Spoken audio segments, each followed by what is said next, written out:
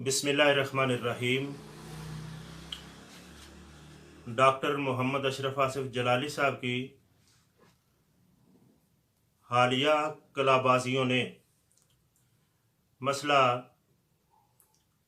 कुछ मज़ीद गंभीर किया है। बहरहाल कुछ ये भी तवक्को है कि वो सिराते मुस्तकीम की तरफ आ रहे हैं। बहरहाल अल्लाह करे। पहली बात, वो अपने सराहतन अल्फाज में कह रहे हैं कि मैंने गुस्ताखी और बेअदबी तो कुजा, वो ज़बानें कट जाएं जिनसे सैयदा की बारगाह में कोई तनकीस और तौहीन का लफ्ज़ निकले। तो ये सब कुछ वजह है, इससे समझ आती है कि उनको एहसास हो गया है अपनी बात का। अब सिर्फ बात यह रह गई है कि उसका इजाला, पहली कही हुई बात का इजाला किस अंदाज में किया जाए। इसमें शायद वो ये चाहते हैं कि सांप भी मर जाए और लाठी भी बचे। तो जैसे किसी की मर्जी, मैं समझता हूं कि अगर अपनी इना को कुर्बान कर दिया जाए हजरत सैयदा कायनात सलामुल्लाह अलैहा की बारगाह में, तो शफाअत का इस्तेहकाक नसीब हो सकता है। देखें, हम तफसीली दो चार बातें जो हैं वो पेश करना चाह रहे हैं।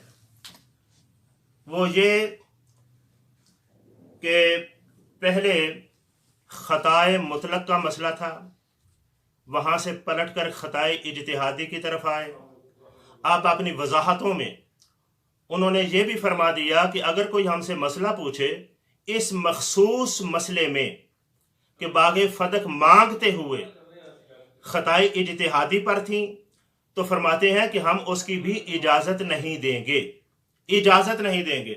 जबकि पहले क्लिप में जो मुतनाज़ा क्लिप ठहरा था उसमें यही कहा था, मसला ही यहीं से उठा था कि जब मांग रही थी तो ख़ता पर थी। अब इससे ये मसला तो अखज़ होता है कि अब उनकी तवज्जो तो खूब हो चुकी है। अब रह गया मसला कि वो किस तरह उससे बचते हैं।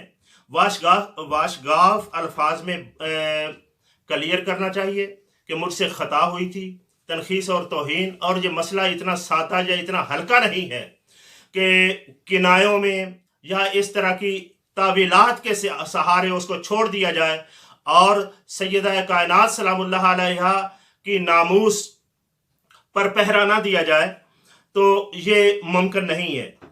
और ये जुमला भी सुनने में आया कि आपने फरमाया कि मैंने वो जुमला बोलकर कोई बेअदबी नहीं की, तनकीस नहीं की, तौहीन नहीं की। तो क्या यह बताया जा सकता है कि वो जुमला आपकी ज़बान से निकला हुआ कि जब वो मांग रही थी तो ख़ता पर थी, क्या वो मनकबत था? तो ये भी अपनी जगह पर। और फिर अपने अल्फाज का जिस अंदाज में डॉक्टर साहब दिफा कर रहे हैं, मसलन FIR है जो काटी गई है, उसमें खताब पर आपने फरमाया खताब पर थी, और FIR में कहीं लिखा गया खताकार या कोई एक आधा लफ्ज बतौर तशरी। उस पर यह हुक्म लगाया गया कि जिसने खताकार मेरी जानिब मंसूब करके लिखा है उसको फांसी दे दी जाए। क्या हम पूछने का हक रखते हैं कि इस हुक्म की असल आपने कहां से ली, कुरान और सुन्नत से या किसी फिकी ज़ाब्ता के तहत आपने बयान किया है? यानी किस बुनियाद पर उसको फांसी दी जाए? फांसी वैसे ही दी जाती है या कौन सा शरई असूल है जिसके तहत फांसी दी जाए? और आगे फिर 80 कोड़ों की सजाओं का भी बताया जो ऐसे करते हैं उसमें। अब मैं ये कहना चाहता हूं कि अगर आपके किए हुए बयान पर, आपके जो मुंह से निकली इबारत नस है, उस पर बतौर तशरीह अगर एक आधा हरफ कोई बढ़ाए तो वो फांसी और 80 कोड़ों का मुस्तहिक करार पाता है आपके फतवा के तहत। तो मैं ये पूछने की जसारत करूंगा कि जो सैयदना पीर मेहर अली शाह साहिब रहमतुल्लाह ताला अलैह की इबारत पर मन घड़त और बेजोड़ इजाफा तशरीह के नाम पर करे, उसकी सजा भी मुतय्यन फरमा दें। उसकी सजा क्या होगी?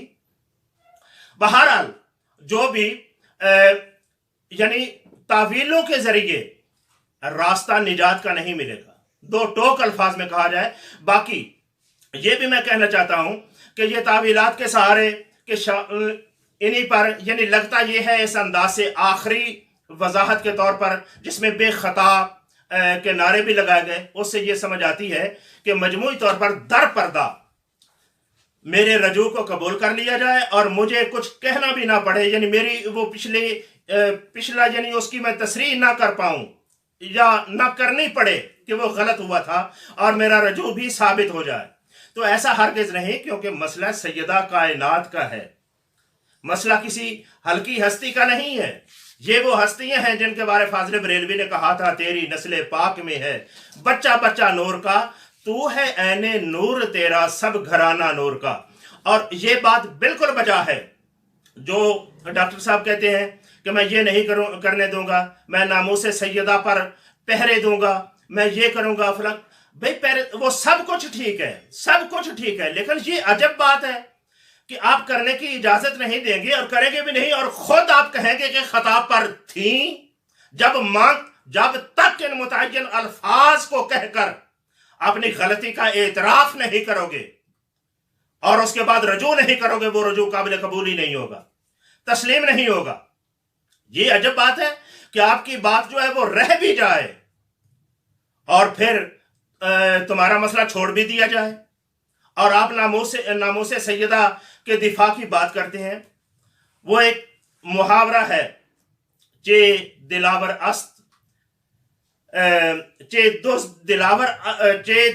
است دزدی کے چراغ بکف دارد، یعنی کہیں وہ صورت نہیں بن رہی کہ اپنا مسئلہ جو کا تو رہے اور آگے کسی کو ناموس سیدہ کائنات پر حملہ نہیں کرنے دیں گے۔ بھئی اپنی بات کرو، جو کر چکے ہو اس کے ازالے کا سوچو، باقی آپ سے اجازت لے کون رہا ہے جس کو دینی ہے؟ تو سیدہ کائنات سلام اللہ علیہا کی بارگاہ میں اپنے آپ کی صفائی پیش کر دو اور پوری امت کے سامنے، اور جس طرح سمجھانے والے علماء کو، اکابرین کو، محبین اہل بیت اور صحابہ کرام رضوان اللہ تعالی علیہ مجمعین کو آپ نے برسر ممبر ان کی توہین کی اور ان کو علمی یتیم کہا۔ بہرحال اس حوالے سے میں کوئی اور بات نہیں کرتا۔ آپ کی دوسری وضاحت جو 1.5 گھنٹہ پر مشتمل تھی، اس نے یہ ویسے واضح کر دیا تھا کہ علمی یتیم کون ہوتا ہے۔ وہ سب کچھ ہو گیا، لیکن ان سے بھی معذرت کی جائے جو لب و لہجہ کا انداز ہے، جو علماء کو للکارا گیا اور آج تک ہے، اس سے بھی معذرت کی جائے، اور رجوع کا جو باقاعدہ طریقہ ہے، اور اس کا طریقہ میں یہ بیان کرتا ہوں کہ جب کفریہ عبارات دیوبندیوں کی جب ان کی نشاندہی کی گئی تھی تو دیوبندی علماء نے ان کی تعویلات کا سلسلہ شروع کر دیا اور کہا کہ ہمارا یہ مطلب نہیں تھا جو تم نے اخذ کیا ہے۔ میں پوچھتا ہوں کیا ان کا رجوع مان لیا تھا؟ بلکہ محدث اعظم پاکستان رحمۃ اللہ تعالی علیہ جیسے افراد، پاکیزہ ہستیاں، انہوں نے کہا تھا کہ کفر کی تعویل بھی کفر ہوتی ہے۔ تو آپ بھی برائے مہربانی تعویلات کی بجائے حق کی طرف آئیں۔ جس طرح ان سے رجوع کا مطالبہ کیا جاتا تھا، وہی اصول ہے، وہی ضابطہ ہے اصل میں رجوع کا، اسی رجوع کو اپنانا ہوگا۔ بلکہ یہاں تک کہ اشرف علی تھانوی نے تو خود بھی اپنی عبارت میں ترمیم کی، لیکن پھر بھی وہ رجوع نہیں مانا گیا۔ کیوں؟ اس لیے کہ اس نے اپنے مخصوص جملے کا اعتراف نہیں کیا کہ یہ مجھ سے غلط صادر ہوا۔ تو اب وہ اصول یاد رکھنے چاہیے، وہ پیمانے بالکل وہی ہیں۔ تو اس کا نام لے کر تعین کر کے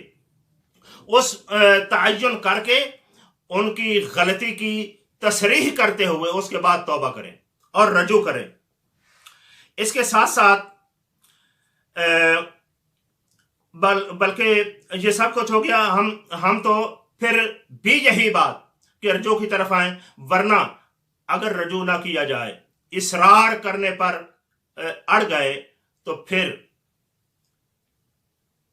ضرور بر ضرور پوری اہل سنت پر لازم ہے کہ اس قائل کی مذمت کی جائے، اور مذمت بئی معنی کہ اہل سنت سے اس کا کوئی تعلق نہ رہے اور وہ ناسبی اور خارجی فرد کہلائے جانے کا مستحق ہے۔ اور دیکھ رہے ہیں ہم کئی علماء خاموش بھی ہیں، لیت العل کی پوزیشن میں ہیں، तो उनको भी वजाहत के साथ अपना नजरिया पेश कर। ये कोई ऐसा फिकी मसला नहीं है जिस पर आप यानी चुप भी रहे तो खैर है, ऐसा नहीं मसला। आज लोग वो ज़बानें भी सुनना चाहते हैं कि जब हजरत मुआविया इब्ने अबू सुफियान की पासबानी के सिलसिले में लोगों को समझाने वाले कह रहे थे, बरसरे मिंबर बड़े तमतराक से धुर धुर कुतियो, आज वो लोग वो सुनना चाहते हैं कि वो ज़बानें कहाँ गई हैं। सैयदा ज़हरा सलामुल्लाह अलैहा कि नामोस की बात आए और फिर ज़बानें गूंगी हो जाएं, तो ये काबिल हैरत है। तो हजरत ग्रामी, ये अज़ियत रसूल या इस तरह की बात नहीं करता, ये इसरार के बाद होता है, लेकिन इसकी हकीकत डॉक्टर साहब को समझ जानी चाहिए कि ये जहर कहां तक जाता है। और बिलाशुबा ये मसले के तौर पर मैं वजाहत कर रहा हूं, मुतालबा फदक में सैयदा कायनात सल्लल्लाहु रज़ी अल्लाह ताला अन्हा व सलामुल्लाह अलैहा से खताए इज्तिहादी भी सरजद नहीं हुई, खताए इज्तिहादी भी सरजद नहीं हुई, ये कह रहा हूं। और पूरी उम्मत मुस्लिमा को पैगाम है कि किसी बंदे की शख्सियत को देखकर अपना दीन तर्क मत करना। अब हम देख रहे हैं कई लोग जो महज शख्सी मोहब्बत या शख्सी एहसान चढ़ाने की बुनियाद पर तायद कर रहे हैं, हालांकि उनका कोई इल्मी बाज का कद काठ नहीं। बाज हमारे अत्तारी साथी हैं, कुछ हैं ऐसे हैं। ये मैं दावत देता हूं, हमेशा अपने असूल को पेश नज़र रखें जो अहले सुन्नत के उसूल हैं, उन नजरियात के बात करें, चाहे आगे कोई भी शख्सियत आ जाए। वरना ये अतारियों का शायद इस तरह का बिला दलील, बिला किसी कायदा के महज तायद करना, ये एक अमर की अक्कासी भी करता है कि तू मरा हाजी बोगो मन तुरा हाजी बगोयम। तो शायद ये मसला कहीं नहीं है। तो इसलिए उम्मत को और भोले भाले सुन्नी सही और अकीदा मुसलमानों को मुतनब्बे करना चाहता हूं कि शख्सियत के प्रेशर में ना आए। प्रेशर शख्सियत का नहीं है। जिन शख्सियात का इस्लामी दुनिया पर प्रेशर है वो घराना है मुस्तफ़ा जान रहमत सल्लल्लाहु अलैहि वसल्लम का, और उसका फर्द अव्वल और नक्शे अव्वलीन सैयदा फातिमा ज़हरा सैयदा कायनात सलामुल्लाह अलैहा की ज़ात ग्रामी है, जिसका आंचल न देखा माहो मेहर ने। ये पढ़ते हैं आप, तो आप जब ऐसा बयान करने पर आते हैं तो कहीं गुजर जाते हैं, हमारे भी गुजरते हैं। तो आप इन सब चीज़ों को सामने, मनाकिब को, महासिन को, सब चीज़ों को रखते हुए आप ये एहसास करें कि मैंने कितना संगीन जुर्म किया था। अब उसकी तौबा भी हो जाए तो ये अल्लाह पाक का इनाम है, वरना ये नासबी जहरीला डंग करार दिया जाएगा।